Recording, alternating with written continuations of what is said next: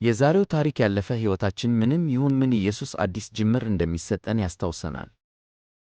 አንድ ቀን ኢየሱስ በሰማርያ እየተጓዘ ነበር። በጉዞው ደክሞት እኩለ ቀን አካባቢ በአንድ ጉድጓድ አጠገብ ተቀመጠ። ብዙም ሳይቆይ አንዲት ሳምራዊት ሴት ውሃ ልትቀዳ መጣች።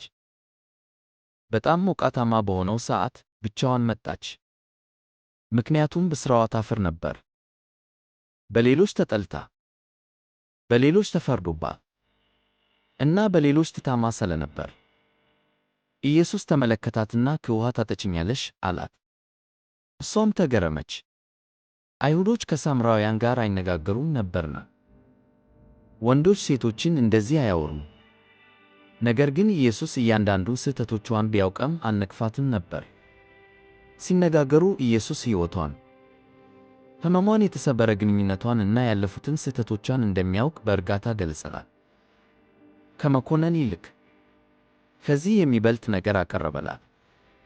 ኢየሱስ እንዲህ አለ፣ ይህን ውሃ የሚጠጣ ሁሉ ዳግመኛ ይጠማል።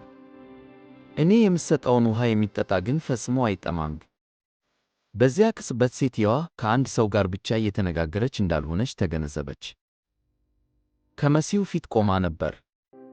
እፍረቷ ጠፋ፣ ፍርሃቷ በነነ፣ ሕይወቷ ተለወጠ። የውሃ ማሰሮዋን ትታ ወደ ከተማ ሮጠችና እንዲህ አለች፣ ያደረግኩትን ሁሉ የነገረኝ ሰው ኑና እዩ። በአንድ ወቅት በቸፍረት የተደበቀችው ሴት የተስፋ ደፋር ምስክር ሆነች። ይህ ታሪክ የሚያስተምረን ኢየሱስ ባለንበት ቦታ ያገናኘናል። ያለፈውን ያውቃል፣ አሁንም ይወደናል። አያሳፍረንም፣ ያድሰናል። ከኢየሱስ ጋር አንድ ጊዜ መገናኘት ሁሉም ነገር ሊለውጥ ይችላል። ያሳለፍከው ነገር ምንም ይሁን ምን፣ ሌሎች ስለ አንተ ምንም ጊሉ፣ ኢየሱስ የሕይወት ውሃ እና አዲስ ጅምር ያቀርብልሃል። ይህ ታሪክ ካበረታታህ ለተጨማሪ የመጽሐፍ ቅዱስ ታሪኮች ላይክ እና ሰብስክራይብ ያድርጉ።